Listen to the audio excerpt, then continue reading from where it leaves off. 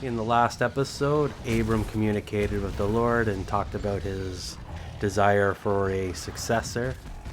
And the Lord talked about which lands would be part of the territory that Abram would inherit and who his descendants would inherit, because God promised Abram a successor that was not Eliezer of Damascus.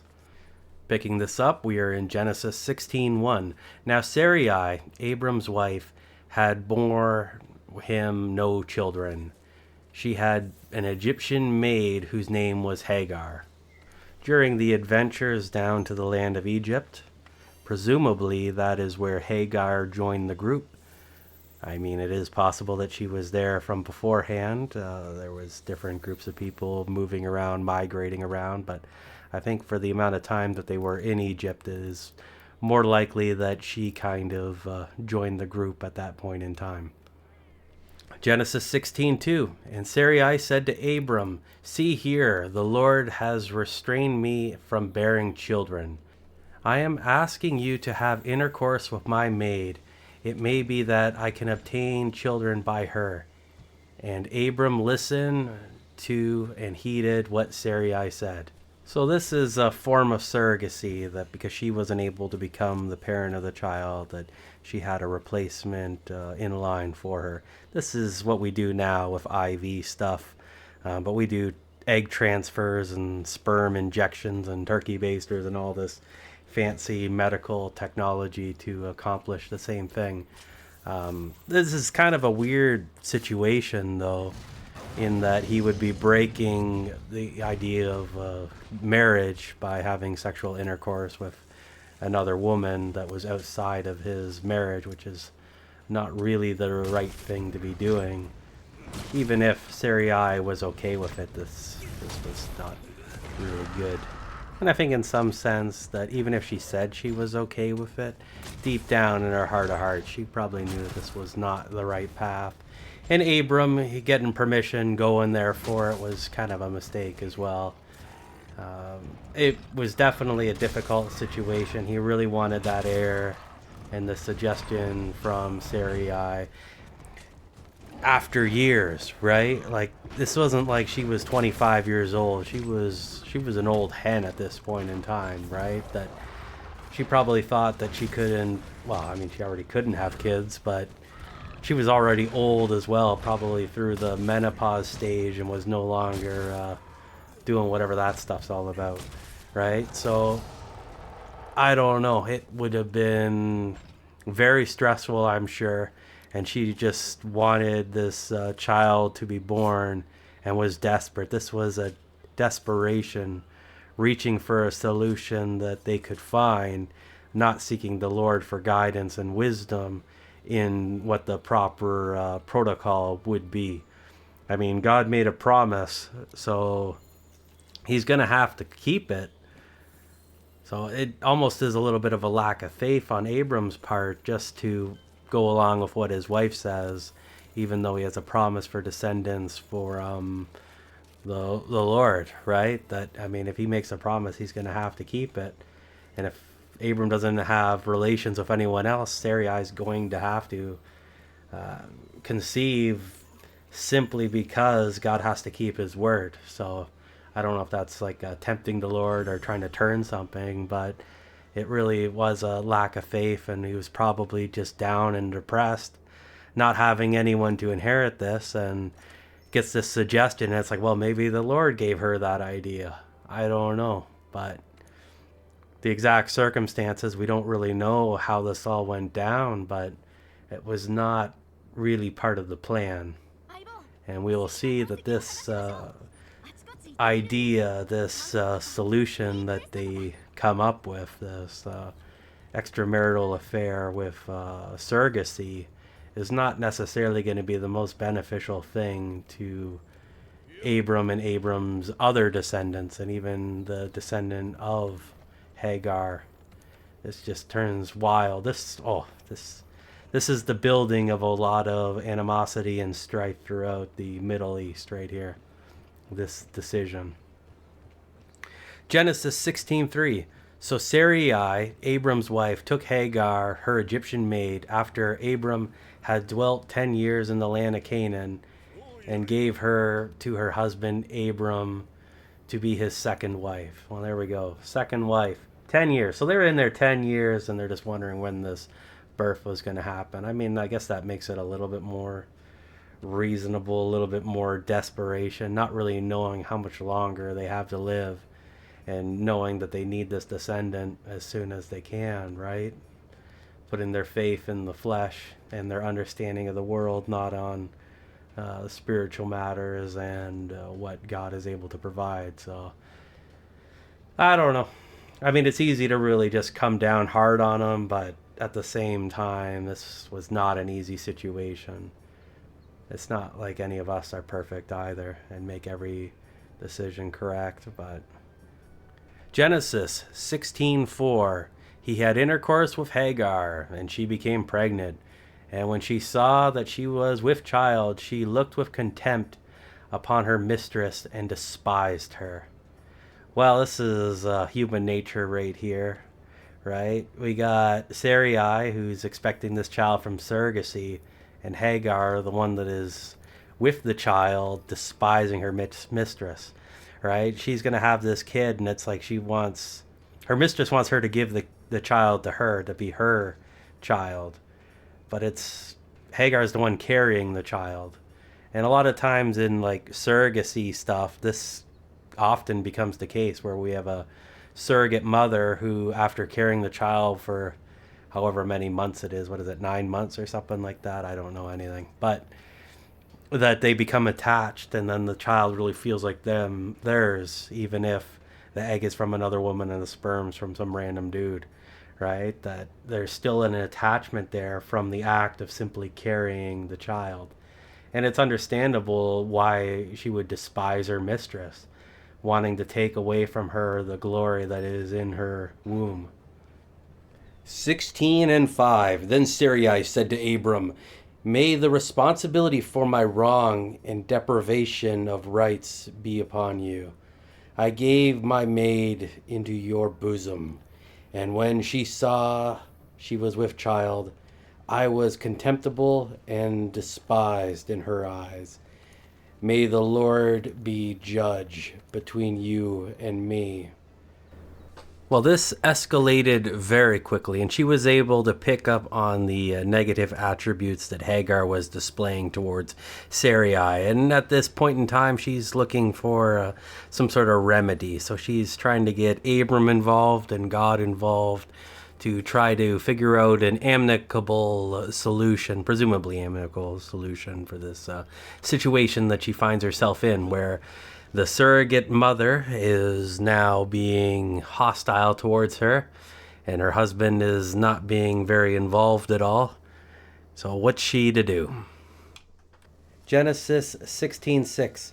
But Abram said to Sarai, "See here, your maid is in your hands and power.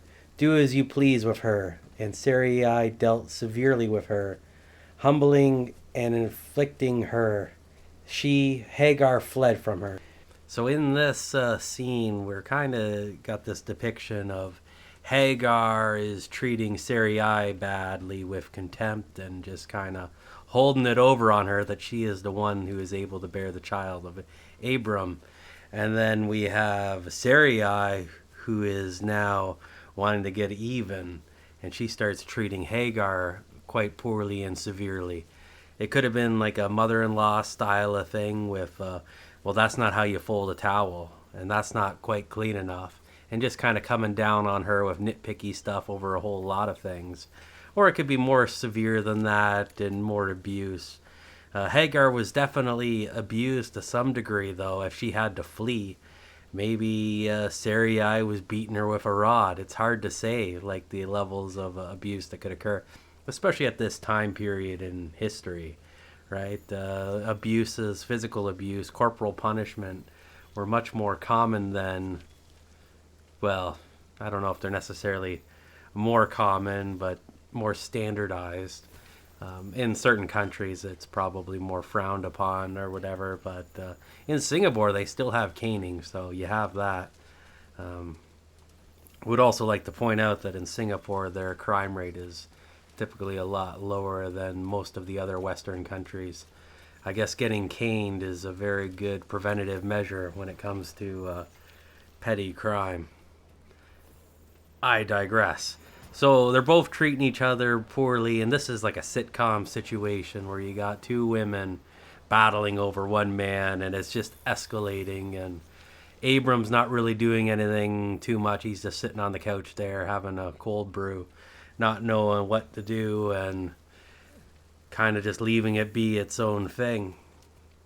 Where is the prayer and fasting? What is he, is he trying to reach a conclusion? No, he just kind of said, well, you can do what you want to do, right? So this is why this is escalating to the point it is.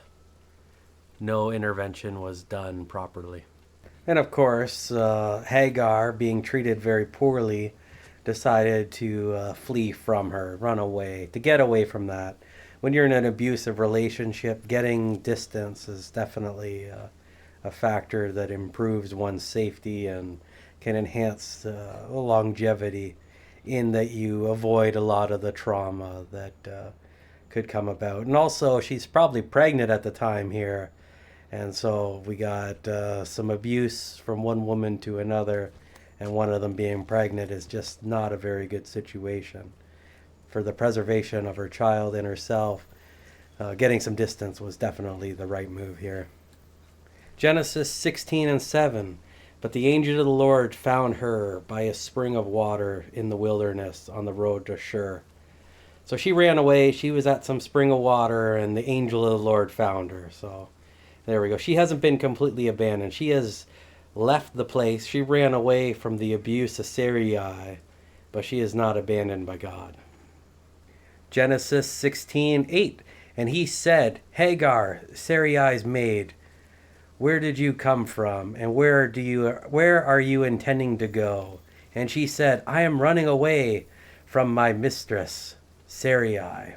So she's telling the angel of the Lord what's going on here. She probably explained the circumstance of like her abuse and her trauma at the hands of Sarai, and just trying to escape and have some degree of safety that she couldn't handle anymore. She was probably cramped in that house there, and it was like everything she did was wrong in the eyes of Sarai, and she was probably being abused around every single corner of every single thing that she did. It's like just the pettiness that comes with that animosity, that despising hatred that Sarai probably had from that deep-seated jealousy that this woman, this random maid who comes out of nowhere, is bearing the child of her beloved Abram. So Hagar left, and she's hiding here in the wilderness on the way to Shur. Genesis 16:9. The angel of the Lord said to her, go back to your mistress and humbly submit to her control. So he's asking for a degree of humility and for her to be the better person, and to just go back and honestly asked to be treated fairly, right? That I'm in your hands. You have control over this. Don't want to be abused anymore, right? So she's going back to her abuser and submitting herself in hopes that she is no longer abused, under the directions of the angel here, the angel who would be a spokesman for the Lord.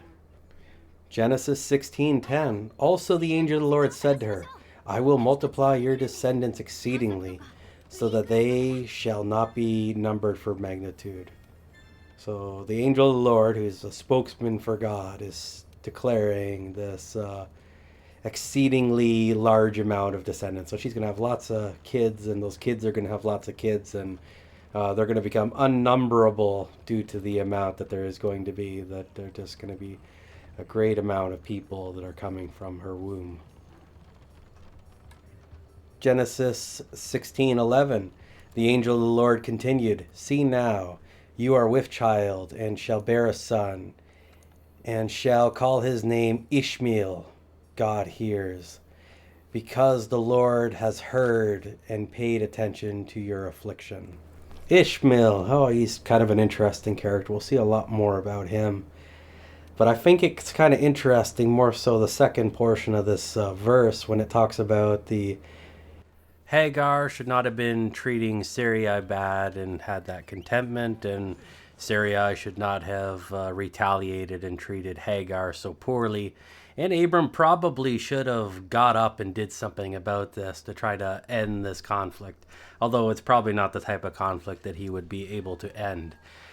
But I think the big portion of this verse is when it talks about the God seeing Hagar, right? You know, Hagar, she is the maid to Sarai. She is like a background character. She is someone that's not really generally considered super important. You have the master of the house, and he's got kind of a relationship with God, doing all this stuff, going on his adventures to Egypt and getting Lot out of danger, and probably several other misadventures that were probably quite interesting and would be nice to have in writing. But Genesis can only be so long, and it can't cover all the stories of everyone and all the little adventures that they were in.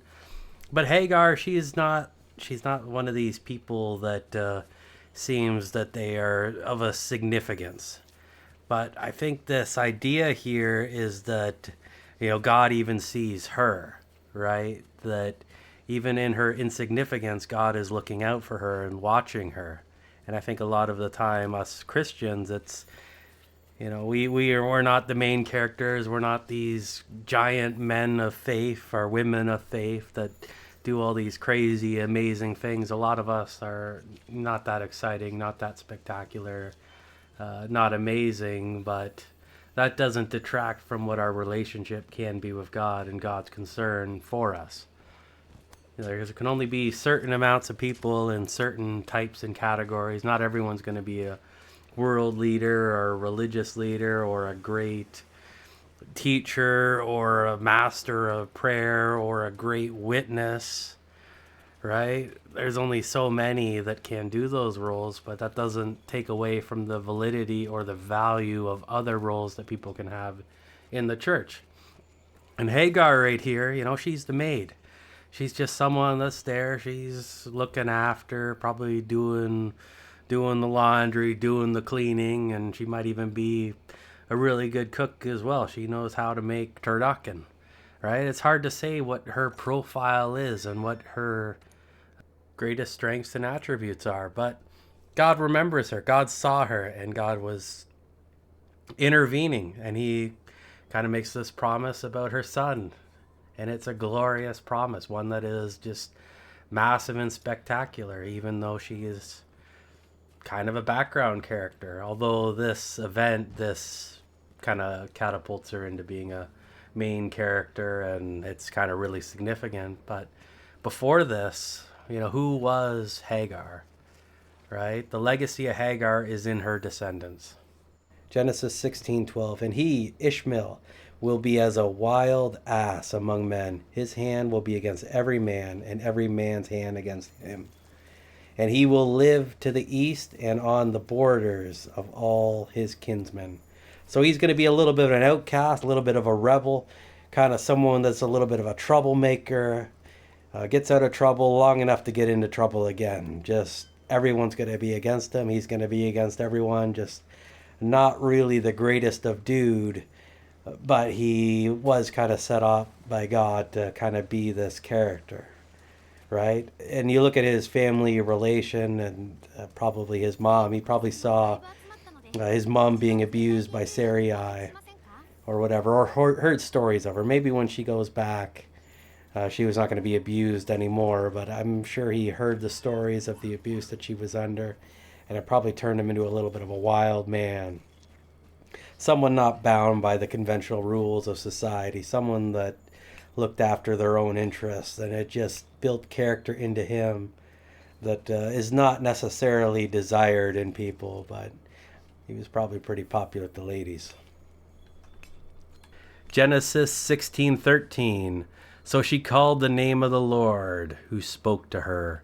You are God of seeing, for she said, have I not even here in the wilderness looked up upon him who saw me and lived? Or have I here also seen the future purpose or design of him who sees me? So in this section here, she's talking about being seen by God and kind of refers to him in that way, that he is able to see even her blight, even though that she was not necessarily anyone special, that God was able to see her blight and was able to comfort her and give her a promise of a future that would be better for her, as well as giving her wisdom and understanding in the respects of her master, her mistress, Sarai, and giving her comfort that to go back there and just the positioning to be able to have an amicable relationship, right? Also, she's probably excited about having her descendant have a nameless or unnumberable amount of descendants as well. So this is just kind of like almost like a thanks to the Lord, as well as like a comforting kind of process. Who is she to be seen by the Lord? Genesis 16:14. Therefore the well was called Be'er Ish Roy, a well to the living one who sees me. It is between Keresh and Berardi. So there we go. We got this well where this conversation took place, and the place got named. I don't know if we still know where it is or if this thing is on a map somewhere, but that'd be kind of cool to go there. I'm sure the water is nice and refreshing. Nothing like some cool water on a hot day. Genesis 16:16. Abram was 86 years old when Hagar bore Ishmael. There we go. Abram's first son. I'm sure he was quite excited to have a child, especially when he's 86 years old. He's been waiting a long time for this. So that's just kind of exciting, I guess, for him. And that's the end of our chapter. This is the end of chapter 16 of Genesis.